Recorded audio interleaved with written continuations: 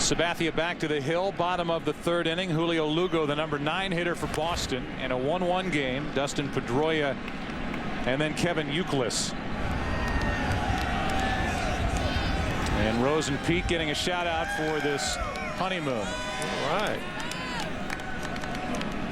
All snuggled up on a cold night here at Fenway. Lugo the opposite way down the right field line. It's a fair ball. And it hops out of play. Ground rule double to start the third inning for Boston. Center field's no picnic either, with the different angles out there. Talked to Grady Sizemore before the game about that. It's a big center field. Pedroia pushes a bunt to the right side. Over to third is Lugo, 1 out.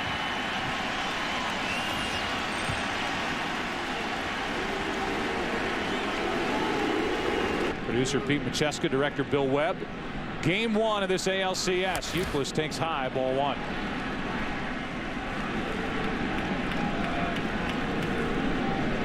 That's what he's done in the postseason so far. 4 out of 13. With a home run, 2 RBIs, and there's another possibility over at third with 1 out. 2-0.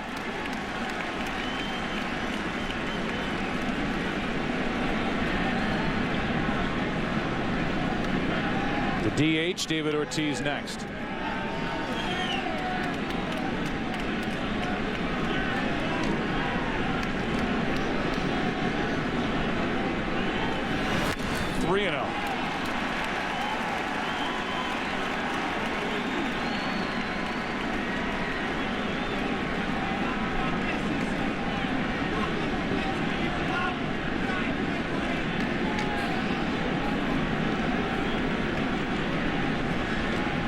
Sabathia on 3-0, deals high, and ball 4 will put runners at the corners. First walk by CC Sabathia, and he has carried it on. Yeah, that song was not from 2004.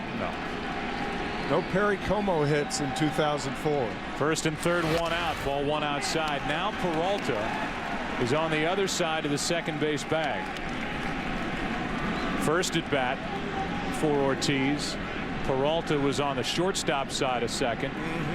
Ortiz went right through that spot where Peralta's standing now, and so Johnny is in that position.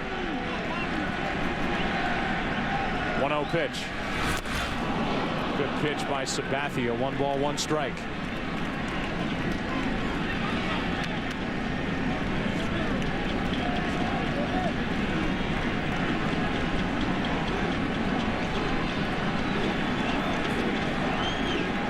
Averages up, power and production numbers down from a year ago for David Ortiz, but it's a different time of year. And he is drilled to load him up.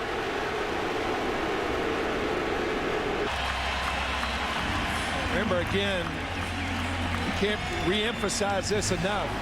This is one thing that the Indians did not want, is to have Manny Ramirez hitting behind Ortiz in the same inning. 20 career grand slams for Manny Ramirez. Second only to Lou Gehrig.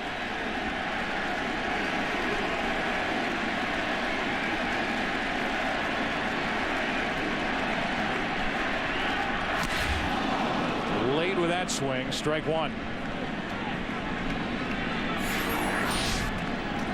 You can see once again Martinez setting up outside. The pitch is inside.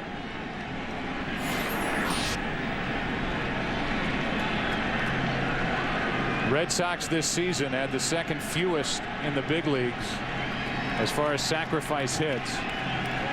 A sacrifice in this third inning by Pedroia, followed by a walk, a hit batsman, and now 0-2 on Manny Ramirez.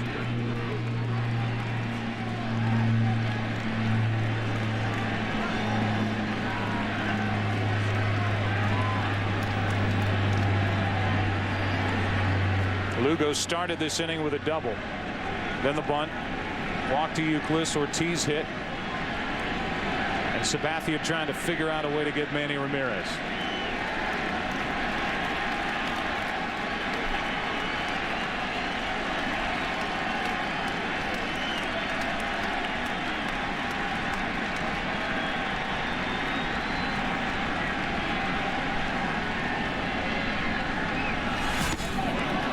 block by Victor Martinez. Well, that was excellent. That was that breaking ball about 57 feet.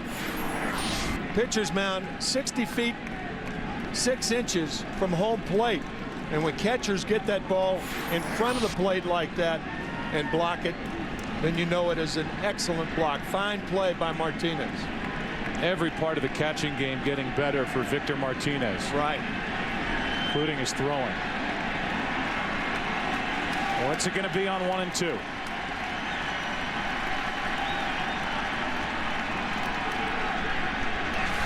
Another one.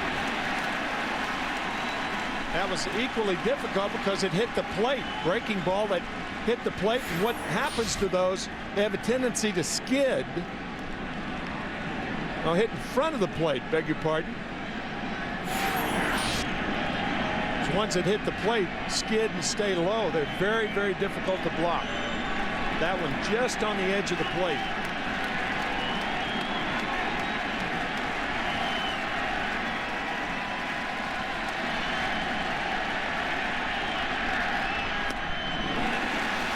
It was 0-2, now it's 3-2.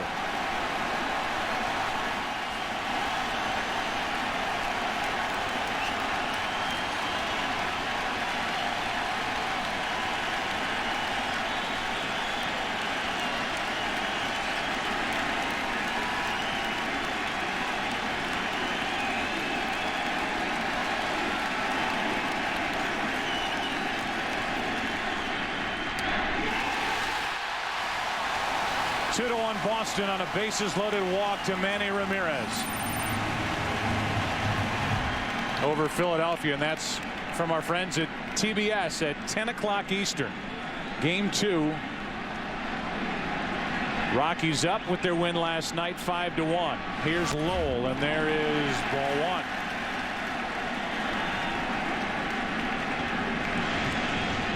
Chip Carey, Bob Brenly, our former partner here at Fox, Tony Gwynn. Bringing the action later on tonight in the NLCS. Here's a 1-0 pitch with the bases loaded. Lowell tried to jump on it, and Sabathia, a high hard one, a ball and a strike. That's exactly what he did, lunging at the ball, and that's one of the worst habits a hitter can get into. One of the things you want to do as a hitter is to wait and hope your hands are quick enough to hammer it.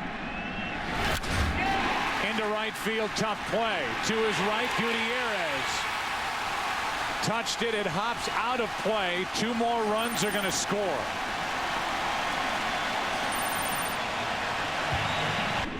Now the Indians are going to walk Kelty.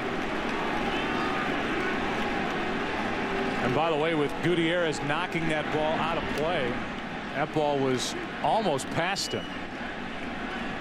It goes back to the ball hit by Lugo at the start of this inning. That ball gets by him, stays in play. At least 1 more run scores.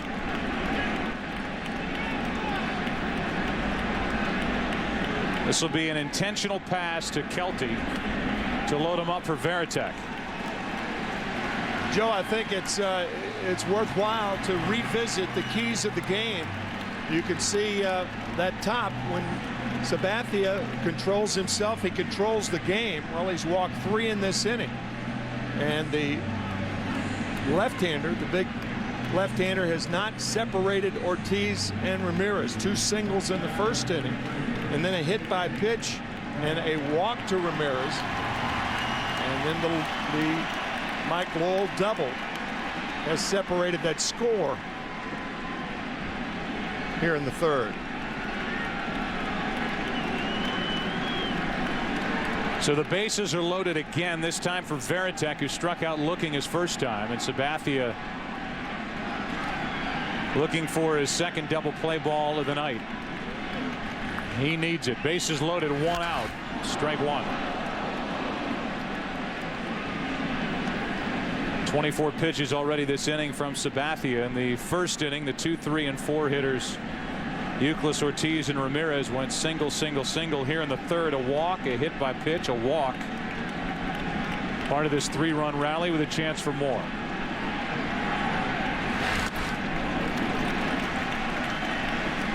One ball, 1 strike.